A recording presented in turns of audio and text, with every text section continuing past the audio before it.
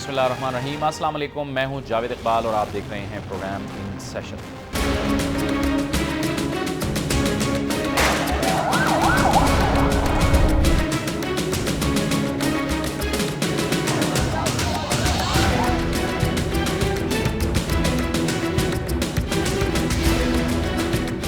कराची पाकिस्तान की माशी शहरक है, लेकिन गुज़िश्ता कई सालों से इस शहरक से खून रिस रहा है। टारगेट किलिंग के सैकड़ों वाक़यात में हज़ारों अफराद हलाक हो चुके हैं। अगर गुज़िश्ता 4 साल का जायज़ा लिया जाए तो इस दौरान 4000 से ज़ायद अफराद टारगेट किलिंग का शिकार हुए। इन वाक़यात का शिकार होने वालों में पाकिस्तान पीपल्स पार्टी, मुत्तहिदा कौमी मूवमेंट, अवामी नेशनल पार्टी, जमात इस्लामी और महाजिर कौमी मूवमेंट समेत करीब करीब हर सियासी जमात के कारकुन शामिल हैं।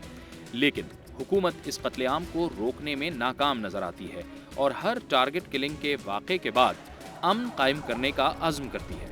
रवां साल के इब्तिदाई 6 माह और जुलाई के इब्तिदाई 14 दिनों में शहर में मजमूई तौर पर अब तक 970 से ज़ायद अफराद कत्ल किए गए, जबकि ज़ख्मी होने वाले अफराद की तादाद 2500 से भी ज़ायद है। मुसल्लह ग्रोह काम कर रहे हैं और हर किस्म का माफिया सरगर्म है। इन तमाम हालात को देखते हुए कहा जा सकता है कि कराची एक आतिश फिशा के दहाने पर पहुंच गया है। एक और इंतहाई अहम बात जो कराची की सियासत और सिक्योरिटी को मजीद पेचीदा बना रही है वो यह है कि शहर के वसाइल पर कंट्रोल की जंग भी बढ़ती चली जा रही है। पुलिस और कानून नाफिज करने वाले इदारों ने कार्रवाई तो शुरू कर दी है। गुज़िश्ता 2 से 3 रोज में भी अहम गिरफ्तारियां हुई हैं, लेकिन सवाल ये पैदा होता है कि क्या ये सब कुछ कराची में देरपा अमन की जमानत होगा या गुज़िश्ता 4 दिनों का अगर जायज़ा लिया जाए तो 15 से ज़ायद अफराद मुख्तलिफ फायरिंग के वाक़यात में, टारगेट किलिंग के वाक़यात में हलाक कर दिए गए। लेकिन इसके साथ साथ जो एक और अहम मसला है कराची का, जो कराची के खुसूसी तौर पर ताजर बरादरी के लिए एक बहुत बड़ा मसला बना हुआ है और यकीनी तौर पर वो न सिर्फ ताजर बरादरी के लिए मसला है बल्कि पाकिस्तान की मईशत पर भी उसका बराह रास्त असर पड़ता है, वो है भत्ताखोरी। हमने देखा कि भत्ताखोरी के ख़िलाफ़ एक सेल भी कायम किया गया, लेकिन उसके बावजूद भी उसकी जानिब से जो कार्रवाइयाँ की गई उसका कोई ख़ास नतीजा हासिल नहीं हो सका, क्योंकि हुकूमत की तरफ से ऐलान किया जाता है कि भत्ताखोरों के ख़िलाफ़ कार्रवाई की जाएगी, जराइम पेशा अफराद के ख़िलाफ़ कार्रवाई की जाएगी, लेकिन इसके बावजूद आए रोज़ कराची में वाक़यात हो रहे हैं जिनमें टारगेट किलिंग शामिल हैं, जिनमें मुख्तलिफ कत्ल और अगवा की वारदातें भी शामिल हैं। अब भी हमने देखा गुज़िश्ता 2 से 3 रोज़ में पुलिस और कानून नाफिज करने वाले इदारों की जानिब से कार्रवाइयाँ हुई हैं, कुछ अहम टारगेट किलर्स को गिरफ्तार किया गया है, लेकिन इस दौरान भी हमने देखा कि एक बड़े स्टोर पर दस्ती बम से हमला कर दिया गया और इस दौरान 4 अफराद ज़ख्मी हो गए। उसकी वजह यह थी कि उसे भत्ते की पर्ची भेजी गई थी और उसकी जानिब से भत्ता नहीं दिया गया था। इसके साथ साथ अगर हम देखें कि अहम सवाल ये पैदा होता है कि कराची की जो अवाम इस वक्त खौफ व हरास का शिकार हैं, उनका मदावा कौन करेगा? आखिर कराची एक अरसे से अमन का मुतलाशी है, इसमें अमन कौन कायम करेगा? अगर हम अगवा की वारदातों का एक जायज़ा लें तो 2001 से 2011 तक के जो आदाद शुमार हैं CPLC के, उसमें ये बताया जा रहा है, उसमें दिखाया जा रहा है कि मुसलसल जो अगवा बराए तावान की वारदातें हैं उसमें भी इजाफ़ा हुआ है। इसके साथ साथ हमने देखा कि बहुत से ऐसे वाक़यात हो रहे हैं कि मुसलसल कराची में अमन कायम होने का नाम ही नहीं ले रहा। इसकी वजूहात क्या हैं और कौन कौन से वो इलाके हैं या फिर ये कोई मखसूस इलाके हैं जिनमें ये कार्रवाइयाँ हो रही हैं, और क्यों कर हुकूमत कानून नाफिज करने वाले इदारे अमन कायम करने में नाकाम हो रहे हैं, इन तमाम मामलात पर बात करने के लिए आज हमने दावत दी है। कराची स्टूडियोज़ में हमारे साथ होंगे दुनिया न्यूज़ कराची के bureau chief Rehan Hashmi, all Karachi ताजर इत्तेहाद के चेयरमैन जनाब अतीक मीर साहब, अतीक साहब आपको भी खुशामदीद कहते हैं, और वज़ारत दाखिला सिंध के मुशीर जनाब शरफुद्दीन मेमन हमारे साथ होंगे। शरफुद्दीन साहब आपको भी खुशामदीद कहते हैं। रेहान, सबसे पहले आपकी तरफ आएंगे। ये इस वक्त जो एक और लहर उठी है अमन व अमान के हवाले से, ये कोई मखसूस इलाके हैं कराची के या फिर ये तमाम कराची के जो मुख्तलिफ इलाके हैं उनमें ये वाक़यात हो रहे हैं? देखिए जावेद, कराची है वो अब 2 हिस्सों में बड़ी प्रॉब्लम जो ज़्यादा बढ़ती जा रही है रमज़ान के दिनों में। वो एक तो टारगेट किलिंग नहीं रुक पा रही, कराची के मुख्तलिफ इलाकों में टारगेट किलिंग हो रही है, जिसमें नॉर्थ नाज़िमाबाद, गुलशन इकबाल, लांडी, कोरंगी मुख्तलिफ इलाके हैं। लेकिन एक कराची का सबसे संगीन मसला जो आइंदा चंद दिनों में लगता है कि मज़ीद संगीन हो जाएगा, भत्ता है जो कराची के शहरियों के लिए। उसमें ताजिर बरादरी नहीं बल्कि तमाम लोग, डॉक्टर्स, इंजीनियर और जितने भी लोग हैं जिनके पास कॉलें आ रही हैं, वो सख्त परेशान हैं। اگر کہا جائے کہ لوگ یہ بھی کہہ رہے ہیں کہ اب رمضان میں بھتہ پیکج کے طور پر اس کا نام دیا جا رہا ہے، اور لوگ ان پیسے مانگ رہے ہیں، مختلف کالز آ رہی ہیں ان کو، اور پولیس بھی بے بس ہے۔ ایون ہے کہ جو بھتہ خور ہیں وہ اتنے طاقتور ہیں کہ وہ پہلے فائرنگ کرتے ہیں، فائرنگ کرنے کے بعد جو شخص زخمی ہے اور جاں ہو جاتا ہے یا ہاسپٹل پہنچتا ہے تو ان کو کال کر کے بتاتے ہیں کہ آپ نے دیکھ لیا کہ ہم کیا کچھ کر سکتے ہیں۔ تو اس کا سدباب کون کرے گا یہ کوئی نہیں جانتا۔ پولیس کے دعوے ہیں، رینجرز شہر میں موجود ہے، مختلف سیاسی جماعتیں کوشش بھی کر رہی ہیں اس کو ٹھیک کرنے کے لیے، لیکن سب سے بڑا کردار پولیس کا ہے۔ پولیس کا جو بھتہ سیل ہے، جو وزیر داخلہ، وفاقی وزیر داخلہ ہیں رحمان ملک، انہوں نے ہدایت دی تھی بنایا جائے، وہ بنایا گیا، لیکن وہ لگتا ہے ایسا ہے کہ صرف کاغذ پر بنایا گیا ہے، پریکٹیکلی کچھ کام نہیں ہو رہا۔ پولیس کو بہت مسائل ہیں، بھتہ خور کال کرتے ہیں، ڈراتے ہیں، دھمکاتے ہیں، اگر پیسے نہیں دیتے بارگننگ کرتے ہیں، باقاعدہ بارگننگ کی جا رہی ہے۔ آپ اس بات سے اندازہ لگائیں کہ تاجر برادری کے سمیت دیگر اور بھی لوگ ہیں جو پریشان ہیں۔ تاجر برادری اس لیے زیادہ ٹارگٹ پہ ہے کیونکہ ان کے کاروبار ہے، عید آتی ہے رمضان کے بعد، لوگ کاروبار میں اپنا پیسہ لگاتے ہیں، لوگوں کا رش ہوتا ہے، مارکیٹوں میں لگاتے ہیں، لوگ خوف کا شکار ہیں، ٹھیک ہے، لیکن جو بھتہ مافیا ہے وہ بہت مضبوط ہوتا جا رہا ہے۔ ٹھیک ہے۔ عتیق میر صاحب آپ فرمائیے گا، کیونکہ آپ نمائندے ہیں تاجر برادری کے، یہ کتنی تشویشناک صورتحال ہے؟ کیونکہ ظاہر ہے کراچی میں جب امن و امان کی صورتحال پیدا ہوتی ہے تو ایک دن میں 3 سے 4 ارب کا نقصان ہوتا ہے، اور پھر اس کا براہ راست اثر پڑتا ہے پاکستان کی معیشت پر۔ تو یہ بھتہ سیل بھی بنایا گیا، اس کے باوجود یہ بھتے کی پرچیاں اب بھی آ رہی ہیں اور اب بھی یہ واقعات ہو رہے ہیں۔ آپ کی اس سمجھ میں کیا آتا ہے کہ وجہ کیا ہے اس کی؟ دیکھیں، ان تمام تر معاملات کو جن اداروں نے قابو کرنا ہے، ظاہر ہے کہ وہ سیکورٹی کے ادارے ہیں، جن میں بالخصوص پولیس کا کردار بڑا اہم ہے۔ پولیس خود بھی تتر بتر ہے۔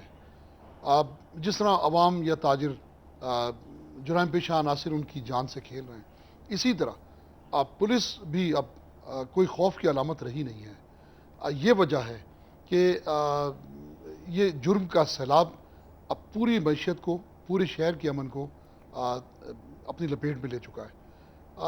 اب پولیس کیوں ایسا نہیں کرتی؟ تو یقیناً اس کے پیچھے کوئی وجہ ہوگی۔ میں اس کی وجہ تو یہ سمجھتا ہوں کہ جو رولنگ پارٹی بھی، چونکہ کراچی میں جو بھی معاملات چل رہے ہیں، اس میں مؤثر کردار ادا کسی وجہ سے کرنا نہیں چاہتی۔ وہ کیا وجہ ہوگی؟ یقیناً وہ کوئی سیاسی وجہ ہوگی۔ تو یہ وجہ کہ پولیس کے ہاتھ کھولے نہیں گئے، پولیس سیاسی زنجیروں میں بندھی ہے۔ پولیس، میں نہیں کہتا پولیس میں کوئی ول نہیں ہے، پولیس میں صلاحیت نہیں ہے، پولیس میں تجربہ نہیں ہے۔ کراچی کی پولیس بہت تجربے کار ہے، لیکن مسائل جتنے بڑھ چکے ہیں، جس طرح ہاتھ پاؤں باندھ کے آپ کو کتنا بھی طاقتور ہو، آپ اسے باندھ کے کسی دوسری طاقت کے آگے پھینکیں گے تو بے بس ہے۔ یہ پولیس کا حال ہے۔ پولیس کو نہیں پتا کہ اس کو اگلا حکم کیا ملنے والا ہے۔ ہمیں تو یہ کہتے ہیں کہ ہم کسی سیاسی دباؤ میں نہیں ہیں، لیکن ہمیں ان کی بے چارگی واضح طور پہ نظر آ رہی ہے کہ پولیس کچھ کرنا چاہتی ہے لیکن پولیس کو کون نہیں کرنے دیتا۔ ہم وزیر اعلیٰ سے ملاقات ہوئی، انہوں نے کہا ہم نے پولیس کو چھوٹ دے دی ہے، پولیس جو چاہے جرائم کے خلاف اقدام کرے، ہماری طرف سے کوئی روک ٹوک نہیں ہے۔ یہ کیا رکاوٹ ہے؟ یہ اس کو دیکھنا ہوگا۔ یقیناً موجودہ حکومت کے سامنے بھی کوئی رکاوٹ ہے کہ پولیس کو کھلی کارروائی کی اجازت وہ نہیں دینا چاہتی۔ ٹھیک ہے، شرف الدین محمد صاحب آپ بتائیے گا، کیا کوئی رکاوٹ ہے؟ حکومت کے سامنے کوئی رکاوٹ ہے؟ کیوں یہ جو عتیق میر صاحب جو تحفظات کا اظہار کر رہے ہیں کہ پولیس کے ہاتھ بندھے ہوئے ہیں، کوئی رکاوٹ ہے؟ نہیں جاوید صاحب، مجھے تو بڑا افسوس ہوا۔ بات یہ ہے کہ میر عتیق صاحب، میں تاجر برادری، ہمارے لیے سارے معزز ہیں سارے، اور ظاہر ہے یہ پریشان ضرور ہیں۔ جس طرح آپ نے بھی کہا کہ صرف تاجر برادری نہیں بلکہ کراچی کا ہر شہری جو ہے کسی نہ کسی شکل میں پریشان ضرور ہے۔ ٹارگٹ کلنگ کا سلسلہ بھی ہے، بطہ خوری بھی ہے، اسٹریٹ کرائم بھی ہے، یہ ساری چیزیں موجود ہیں۔ پولیس کے اوپر جب ہم بات کرتے ہیں، دیکھیں تنقید کرنا بڑا آسان ہے، مگر میں آپ کو بتاؤں کہ یہ پولیس جس طرح پروفیشنلی اپنا کام کر رہی ہے وتھ آل لمیٹڈ ریسورسز، ان کے پاس ایک تو نفری کی کمی ہے جو 30-32 ہزار سے ابھی تک ज़ाहिर है हमारी कोशिश है कि इसमें 10,000 की नफरी जो है बढ़ाई जाए और जो पासिंग आउट परेड जो होगी उसके बाद इसमें 10,000 का इजाफा होगा। इसके बाद जो है जो ताजिर बरादरी की जो शिकायत थी बत्ताखोरी के हवाले से ख़ास तौर पर, उसमें SIU के अंडर में, स्पेशल इन्वेस्टिगेशन यूनिट के अंडर में एक जो है वो यूनिट बना दिया गया जहां इनको बोला गया कि वहां पर अपनी शिकायत दर्ज कराएं। यहां मुझे अफसोस के साथ ये कहना पड़ता है कि ताजिर बरादरी जो है वहां पर कंप्लेंट्स जो हैं वो हमारे पास बहुत कम तादाद में कंप्लेंट्स आई हैं। अगर ये कंप्लेंट्स सही तादाद में आएँ और जो सामने चीज़ें आएँ तो उस पर हमें काम करने में आसानी होगी। उसके साथ साथ पुलिस के जो रिसोर्सेज में कमी है, मुझे कंप्लीट करना अच्छा, ठीक है, जिस तरह सेल फोन का इस्तेमाल होता है वो एक बहुत मेजर मसला है कि इनके हमारे पास जो पुलिस के पास वो आलात नहीं है कि वो सेल फोन्स के ऊपर जो कॉल्स आती हैं उसके ऊपर प्रॉपर तरीके से काम कर सकें। अब हमारे सदर साहब ने जो ऑर्डर्स जो दिए हैं जिसमें पुलिस को वो आलात दिए जाएंगे जिसमें सेल फोन को ट्रैक करना और उस पर काम करना, वो डायरेक्ट पुलिस के पास वो एक्सेस होगा। तो जब ये चीज़ें जब आप पुलिस को देंगे, जब उनकी नफरी में इजाफा करेंगे, ये सारी चीज़ें करेंगे तो फिर वो अपना काम दिखाएगी। मगर मैं आपको ये भी बता दूं, ये सारी लिमिटेड रिसोर्सेज के बावजूद पुलिस ने, मैं आपको बताऊं, 300 से ज़ायद जो है बत्ताखोर पकड़े हैं। यहां पर मसला ये है कि जो लोग पकड़े जाते हैं, कोई भी जराइम पेशा शख्स हो, टारगेट किलर पकड़ा जाए जो कि पुलिस ने पकड़े हैं, रेंजर्स ने भी अपना काम किया है, बत्ताखोर 300 ज़ायद हमने पकड़े हैं मगर उनको सजाएं नहीं मिलती। 5% से ज़्यादा हमारा कन्विक्शन रेट नहीं है। तो जब लोग पकड़े जाते हैं, पुलिस पकड़ती है तो कोर्टों के थ्रू जो है आसानी छूट जाते हैं। एविडेंसेस की कमी है, गवाह सामने नहीं आते हैं, डरते हैं। मैं इस पे कोई डिबेट नहीं करूंगा मगर मसला यह है कि जब हमारे पास गवाह नहीं होंगे, एविडेंसेस नहीं होंगे तो इनको सजाएं नहीं मिलती। तो ये एक मेजर मसला है जिसके ऊपर होम डिपार्टमेंट ने विटनेस प्रोटेक्शन प्रोग्राम बनाया है जिसमें जो भी विटनेस के तौर पर सामने आएगा स्टेट उसको प्रोटेक्ट करेगी। तो ये वो चीजें हैं जो बुनियादी प्रॉब्लम्स भी हैं कुछ कहीं ना कहीं। पुलिस ने अपनी शहादतें दी हैं इन्हीं टारगेट किलर को पकड़ते वक्त, इन्हीं बत्ताखोरों को पकड़ते वक्त। मैं मानता हूं कि सिचुएशन ऐसी है जिसमें मैं समझता हूं कि जितनी जमातें हैं इनकी तरफ से भी, जितनी पार्टीज हैं जो गवर्नमेंट में हैं, जो गवर्नमेंट के बाहर हैं, मैं समझता हूं ये इनकी तरफ से पूरा खुला मैसेज भी है कि अगर कोई हमारे पार्टी में कोई ऐसा जराइम पेशा शख्स मौजूद है कि उसके खिलाफ जो है भरपूर तरीके से कार्रवाई की जाए। ठीक है, तो हाँ, मैं नहीं वो समझता हूं कोई रुकावट है। ठीक है, और पुलिस जो है, पुलिस को फ्री हैंड दिया गया है। पुलिस को फ्री हैंड दिया गया। जी अतीक मीर साहब, आप कुछ फरमा रहे थे क्योंकि शरफुद्दीन साहब कह रहे थे कि शिकायतें भी कम आती हैं। मेरी बहुत सी बातों की तो तायद इन्होंने खुद कर दी। इनके ज़्यादातर जुमलों में लफ्ज़ था, जो अल्फाज थे, होगा, करेंगे, ऐसा ऐलान कर दिया गया। बात ये है, ये तो अगर पिछले आप ही से मेरी बात हो रही थी शायद कोई 8-9 महीने कबल स्टूडियो में, तो उस वक्त भी यही बातें थी कि ऐलान किया जा रहा है, ऐसा किया जाएगा, लोकेटर्स हासिल किए जाएंगे।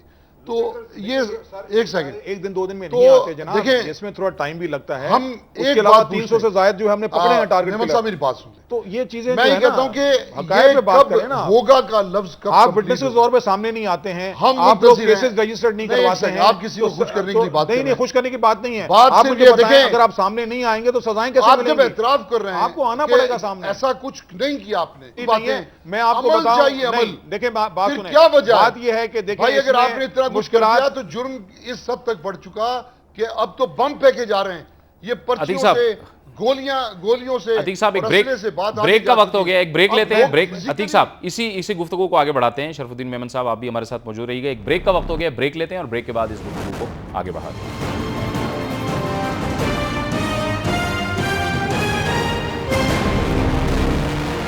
प्रोग्राम में एक बार फिर नाज़रीन आपको खुशामदीद कहते हैं। कराची में अमन अमान के हवाले से बात हो रही है। अतीक मीर साहब आपकी तरफ आएंगे और हल की अब बात करेंगे कि आपके ख्याल में इसका बेहतरीन हल क्या होना चाहिए और जो अमन कायम हो वो देरपा होना चाहिए। ये नहीं कि एक हालात ख़राब होते हैं, फिर उसके बाद कानूनी कार्रवाइयाँ होती हैं, लोग पकड़े जाते हैं, फिर अमन हो जाता है, लेकिन उसके कुछ अरसे बाद फिर ये सिलसिला शुरू हो जाता है। आपके ख्याल में इसका हल क्या है, ठोस हल? इसका ठोस हल तो ये है कि कराची में जितनी भी जमातें स्टेक रखती हैं, और हुकूमत तो ज़ाहिर है ज़िम्मेदार है ही, संजीदगी के साथ को बैठना होगा।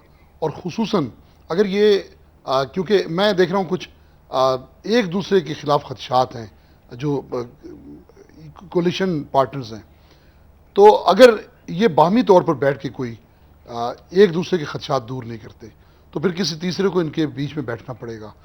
दूसरा मैं ये समझता हूँ, अभी मुत्तहिदा कौमी मूवमेंट ने एक बड़ी अच्छी इब्तिदा की है اور تمام جماعتوں سے کراچی کے امن کے بارے میں خصوصی طور پر اور ملک کی صورتحال کے بارے میں مل بیٹھ کر ایک پی سی میں کچھ ڈیسائیڈ کرنے کا جو ایک سلسلہ اٹھایا ہے، اس پر یہ آخری موقع ہے، کراچی کا حل نکال لینا چاہیے، اور اس میں اس کو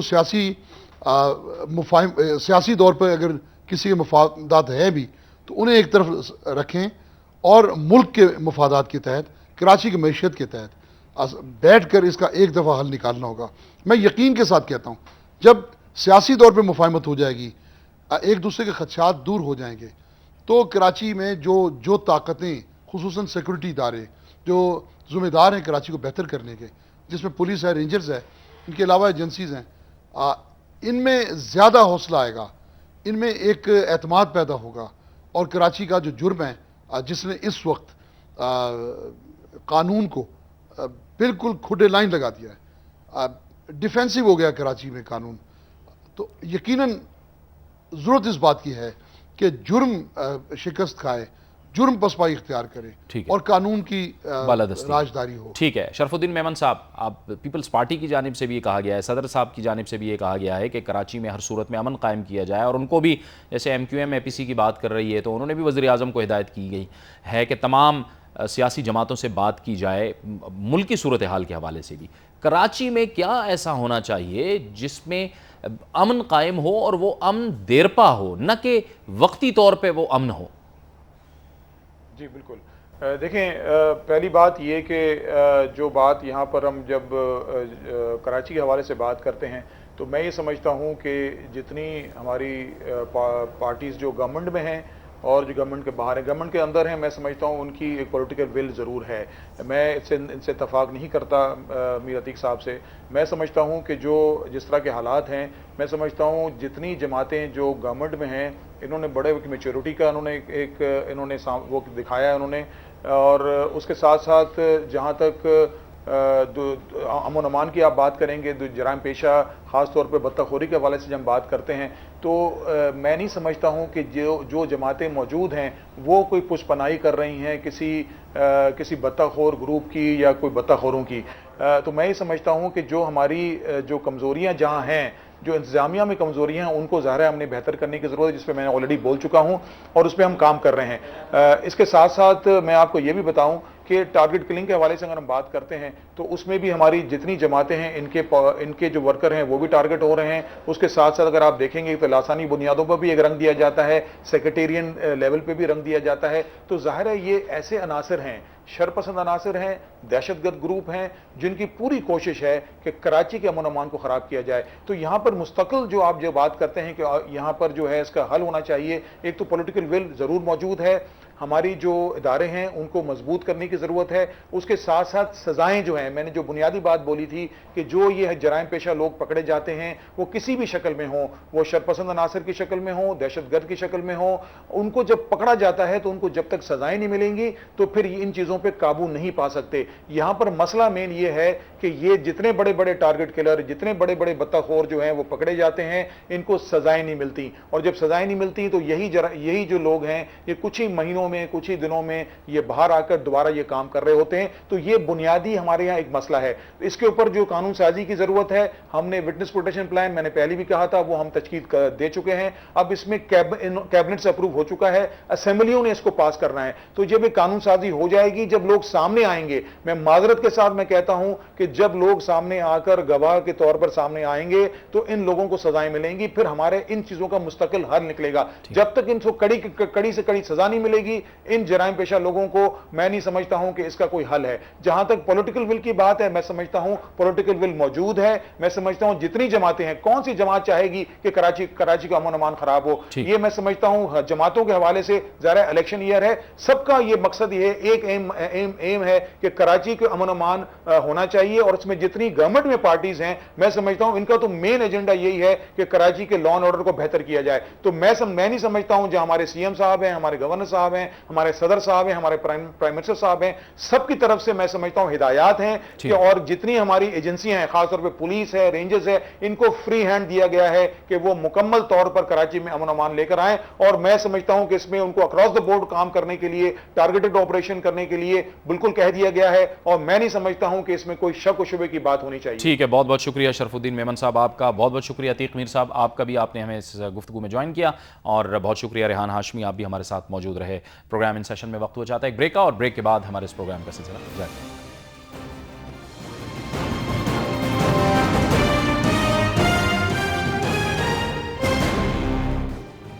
پروگرام میں ایک بار پھر ناظرین آپ کو خوش آمدید کہتے ہیں, اور اب بات کریں گے رمضان المبارک کے اس مقدس مہینے میں بدترین لوڈ شیڈنگ نے عوام کا حال بے حال کر دیا ہے. ہم نے دیکھا گزشتہ روز بھی ملک کے مختلف شہروں میں اس حوالے سے شدید ترین احتجاج ہوا, اور آج بھی لاہور کے علاقے کالا شاہ کاکو میں اس کے خلاف زبردست قسم کا احتجاج ہوا. اس سے پہلے حکومت کی جانب سے کہا گیا تھا کہ رمضان المبارک میں کم از کم سحری اور افطار میں لوڈ شیڈنگ نہیں کی جائے گی, لیکن حکومت کا یہ دعویٰ سچ ثابت نہ ہو سکا اور مسلسل لوڈ شیڈنگ کا سلسلہ جاری ہے. اب بھی یہ کہا جا رہا ہے کہ ملک میں جو طلب ہے اور جو رصد ہے اس میں 5000 سے زائد میگا واٹ کی کمی کا سامنا ہے اس وقت. اس کا مستقل حل کیا ہے اور کیوں کر حکومت یہ قابو نہیں کر پا رہی, اسی پر بات کرنے کے لیے آج ہمیں جوائن کیا ہے لاہور سے پیپکو کے سابق مینیجنگ ڈائریکٹر جناب سید منور بصیر نے. بہت شکریہ منور بصیر صاحب. مستقل حل حکومت کے پاس کچھ نظر نہیں آ رہا, وجہ کیا ہے؟ یہ سرکولر ڈیٹ کا معاملہ ہے, جب تک پیسہ نہیں آئے گا اس وقت تک یہ مسئلہ حل نہیں ہوگا. دیکھیے, حکومت کے پاس یا کسی کے پاس بھی حل جب آئے گا جب اس کے لیے آپ کوئی مثبت پلاننگ کریں گے اور اس پہ عمل کریں گے. آپ اگر پوچھ لیجئے موجودہ وزیر اعظم سے, راجہ صاحب سے, یا سابق وزیر اعظم سے, یا احمد مختار سے, یا نوید اسماعیل صاحب بھی آ گئے ہیں, وہ بھی اپنے کو بڑا ایکسپرٹ کہتے ہیں, کہ بھئی یہ بتا دیں کہ پچھلے 4-4.5 سال میں آپ نے کون سا پروجیکٹ کون لے کے آئے. نہ صرف یہ ہے کہ آپ نے جو پرانی جو جنریشن تھی 16,000 میگا واٹ تک, آج سے 4 سال پہلے جنریشن آپ کی آ جاتی تھی, اب 14,000 ہے, اور یہ جب کوئی ٹرپ آ رہا ہوتا ہے تو 12,000. آپ کی ڈیمانڈ تو ہے 18 سے 20,000. تو یہ جو آج کل حالات ہیں, یہ دھول نہیں ڈالنی چاہیے حکومت کو لوگوں کی, اور یہ جھوٹے وعدے کرنا کہ یہ رمضان آ گیا ہے. بھئی کس طرح سے آپ 18,000 میگا واٹ کر دیں گے؟ کرتے یہ ہیں کہ جی فیکٹریز کو بند کر دیا, اس علاقے کو بند کر دیا. میں ابھی آج گاؤں سے ہو کے آ رہا ہوں, وہ کہتے ہیں 2 گھنٹے بجلی آتی ہے, کبھی 3 گھنٹے آتی ہے, وہاں نہ ٹیوب ویل چل رہے ہیں نہ کچھ کر رہا ہے. غریب سارے راستے میں اگر آپ دیکھتے ہیں لاہور کے باہر جائیں, ہر چھوٹے شہر گاؤں میں لوگ باہر منجیوں میں بیٹھے ہیں, پنکھے جھل رہے ہیں کہ کسی طرح سے. اور رمضان کا مہینہ ہے, ادھر بھی یہ آپ کی ٹیم آئی ہوئی ہے, یہاں بجلی نہیں ہے, یہ جنریٹر چلایا تو کچھ ایک لائٹ والا چل رہی ہے تو ریکارڈنگ ہو رہی ہے. تو کوئی حل, مستقل حل ہے, ہر چیز کا حل ہے. انسان ماشاءاللہ سے بہت اہل لوگ پاکستان میں بھی ہیں, دنیا میں بھی, ہر چیز کا حل جب ہوتا ہے کہ جب آپ ایک پلان کر کے اس کو امپلیمنٹ کریں. زبانی کلامی کہہ دینا جی آرڈر کر دیا, کبھی پریزیڈنٹ کا آرڈر آ جاتا ہے, کبھی پرائم منسٹر کا آرڈر آ جاتا ہے, کبھی ایم ڈی کا آرڈر سے تو نہیں مشینیں چلنے لگیں. یہ آرڈر سے آپ نے جو سرکولر ڈیٹ کا کہا ہے وہ کل کے اخبار میں آ گیا ہے کہ جی پی ایس او اب جو ہے کہ انرجی سیکٹر جو ہے وہ ڈیفالٹ کی برنک پہ. یہ آج سے 4 سال پہلے کہا گیا تھا, بتایا گیا تھا کہ دیکھیں یہ ہو جائے گا اگر آپ لوگوں نے ابھی سے اس پہ عمل درآمد نہیں کیا. لیکن افسوس سے کہا جاتا ہے کہ حکومت نے اور چیزوں میں پڑی رہی, رینٹل میں پروجیکٹ پڑی رہی.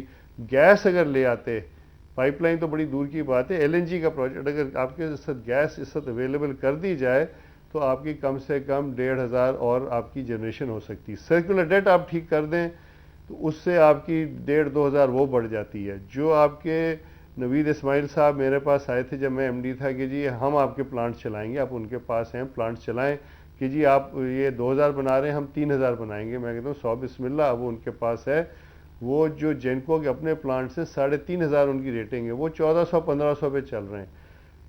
4-4.5 سال میں اگر یہ حکومت ان کو ٹھیک نہیں کر سکی تو پھر کب کرے گی؟ اب تو الیکشن آ رہا ہے, پھر لوگوں کو جواب دیں. ٹھیک ہے. اچھا منور بصیر صاحب, اس میں ایک اہم بات جو ہم نے دیکھا کہ پبلک اکاؤنٹس کمیٹی کے جو چیئرمین ہیں ندیم افضل چند صاحب, ان کی جانب سے یہ بیان سامنے آیا, خود ان کا تعلق پیپلز پارٹی سے ہے, کہ وزیر پانی اور بجلی کے حلقے میں لوڈ شیڈنگ نہیں ہوتی, ان کے شہر میں نہیں ہوتی. جو وزیر مملکت ہیں ان کے شہر میں 4 سے 6 گھنٹے لوڈ شیڈنگ ہوتی ہے, لیکن میرے حلقے میں وہ کہتے ہیں کہ 20 گھنٹے لوڈ شیڈنگ ہوتی ہے. اس سے تو یہ بات ثابت ہوتی ہے کہ یہ جو لوڈ شیڈنگ جس طرح اپوزیشن نقطہ اٹھاتی ہے کہ یہ متوازی نہیں ہے. جہاں جس طرح سے بس کیے جاؤ وہیں پہ اسی طرح سے ہو رہا ہے, جہاں جو مرضی ہو, یعنی اس کی تقسیم میں بھی کوئی مسئلہ ہے؟ نہیں, تقسیم میں یہ مسئلہ ہے کہ جہاں منسٹر نے کہہ دیا, آپ جا کے دیکھ لیں اسلام آباد میں کچھ سیکٹرز ہیں جہاں لوڈ شیڈنگ نہیں ہوتی, کیونکہ وہاں وہ آف نہیں کرتے. پھر باقی جگہ اگر جہاں آپ کی ویسے اگر 12 گھنٹے ہونی ہوئی تو وہاں 2 گھنٹے 14 ہو گئی, جہاں 14 ہے وہاں 16 ہو گئی, کیونکہ جن علاقوں میں یہ نہیں کرتے.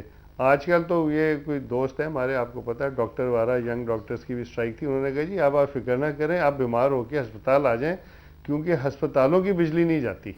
تو اب یہ ہے کہ سارا ملک تو بیمار ہو کے ہسپتال میں نہیں بیٹھ سکتا کہ دن بھر اے سی چل رہا ہے یا پنکھا چل رہا ہے, یا آپ کی ایئرپورٹس کی نہیں جاتی. باقی تو آپ کی آپ دیکھیں, اور جہاں ہم اور آپ رہتے ہیں شہروں میں, یہاں تو پھر کچھ مناسبت ہے, لیکن آپ گاؤں میں چلے جائیں جہاں غریب آدمی, اور خاص طور سے وہ علاقے جو مین جی ٹی روڈ پہ نہیں ہیں, آپ اندر جائیے تو وہاں تو 22 گھنٹے بجلی نہیں آ رہی.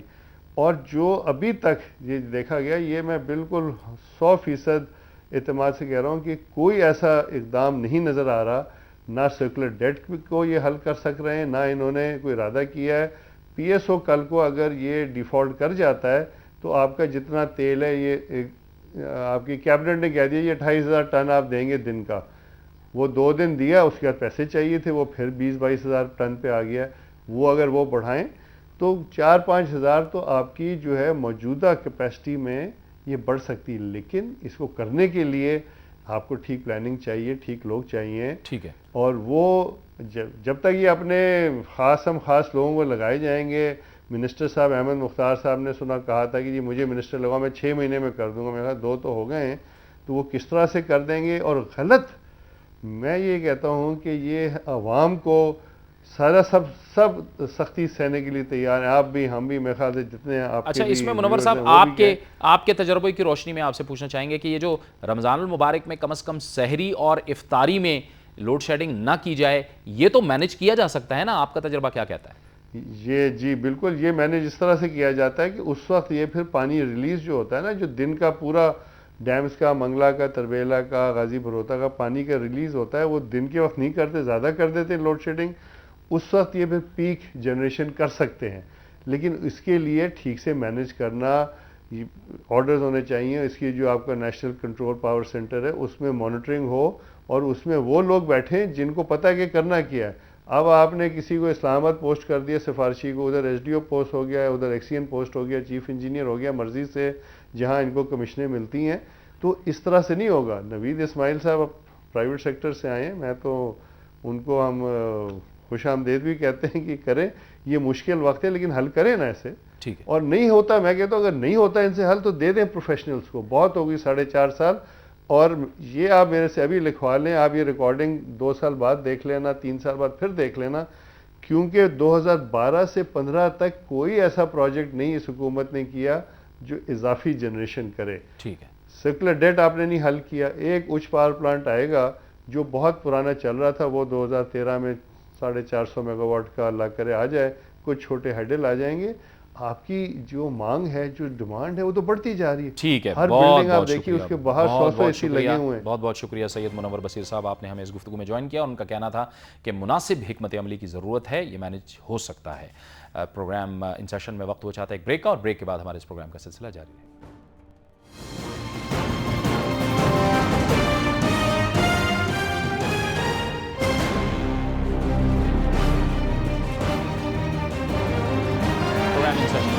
پھر آپ کو خوش آمدید کہتے ہیں, اور پروگرام کے اس مرحلے میں ہم بات کریں گے کہ مسلم لیگ نون خیبر پختونخوا کے حوالے سے جو اطلاعات آئیں کہ وہاں پر شاید پارٹی میں اختلافات پیدا ہو رہے تھے. اس کا ڈراپ سین کچھ اس انداز میں ہوا کہ کیپٹن صفدر, جو کہ مرکزی رہنما ہیں مسلم لیگ نون کے اور یوتھ ونگ کے صدر بھی ہیں, ان کی بنیادی رکنیت کو معطل کر دیا گیا اور انہیں اظہار وجوہ کا نوٹس بھی دے دیا گیا.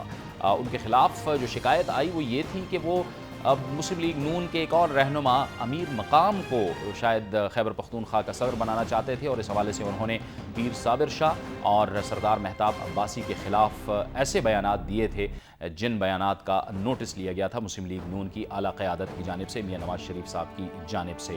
اب کیپٹن صفدر کی بنیادی رکنیت کو معطل کر دیا گیا ہے اور اس کے ساتھ ساتھ انہیں اظہار وجوہ کا نوٹس بھی دے دیا گیا ہے۔ کیا مسلم لیگ نون میں یہ ایک قسم کا خیبر پختونخوا میں خصوصی طور پر انتشار پیدا ہو رہا تھا، اور اس وقت کیا صورتحال ہے؟ اسی کہانی کے ایک مرکزی کردار مسلم لیگ نون کے سینئر نائب صدر جناب امیر مقام اس وقت ہمارے ساتھ ٹیلی فون لائن پہ ہیں۔ بہت شکریہ امیر مقام صاحب۔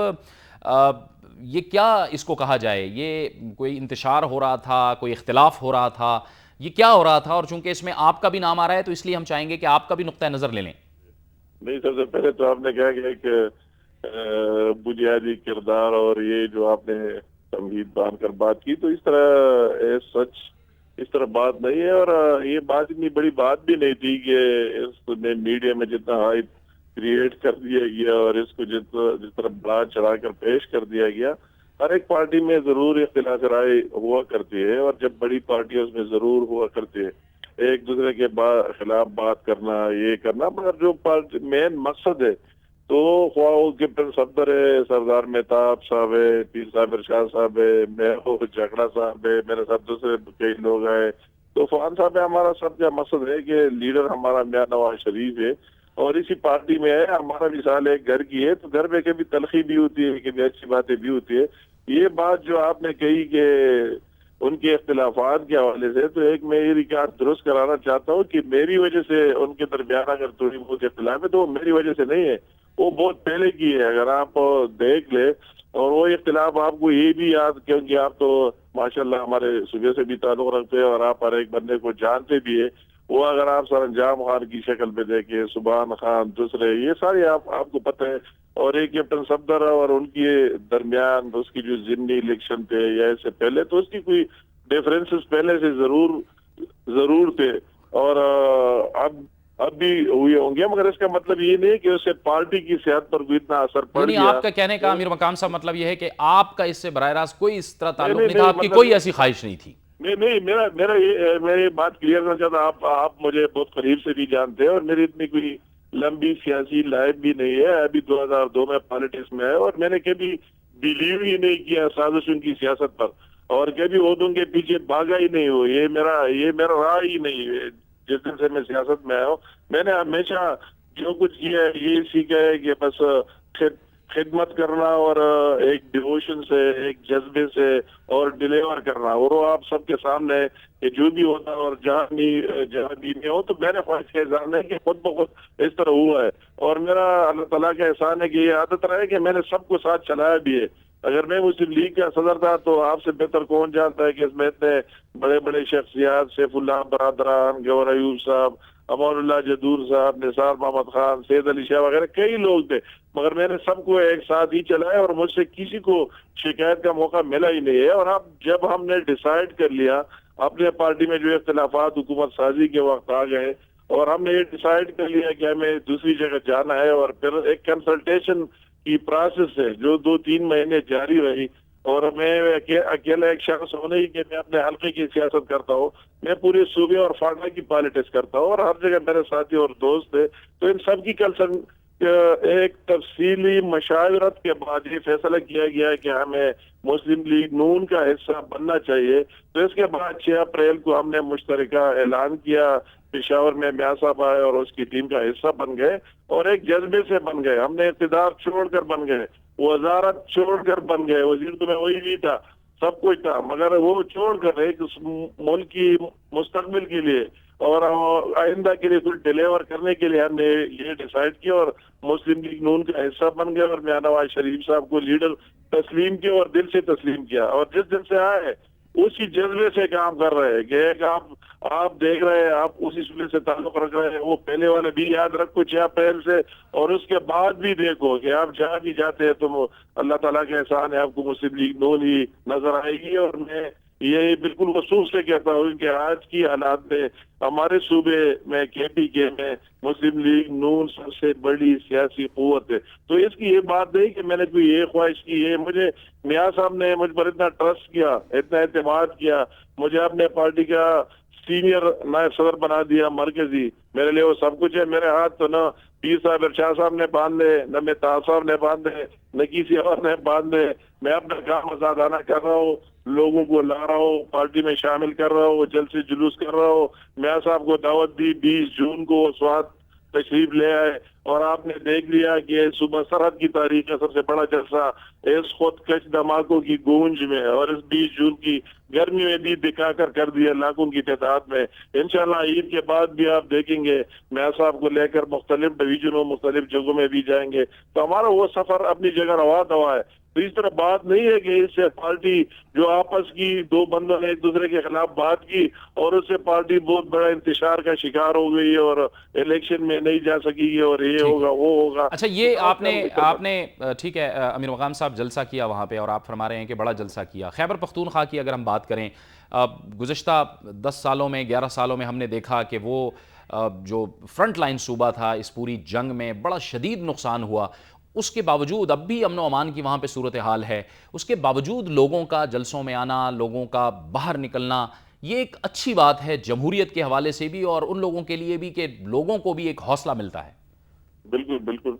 और उस जलसे के बाद जावेद साहब मैं आपको ये बताऊंगा कि मियां साहब ने जो स्वाद में जलसा किया तो उसके बाद ये सारे पाकिस्तान के लोगों के लिए स्वाद ओपन हो गया। और अभी जो फेस्टिवल था स्वाद में तो इतने लोग, इतना रश था, इन होटलों में जगह था, न सड़कों पर जगह था और सारी दुनिया उमड़ कर स्वाद की तरफ आई। तो यहाँ के लोगों की भी जो माशी हालत है, टूरिज्म, उसमें भी इजाफा हो गया और टूरिस्टों को भी आने का मौका मिल गया वो जलसे को देखकर कि वाकई यहाँ पीस है, अमन है।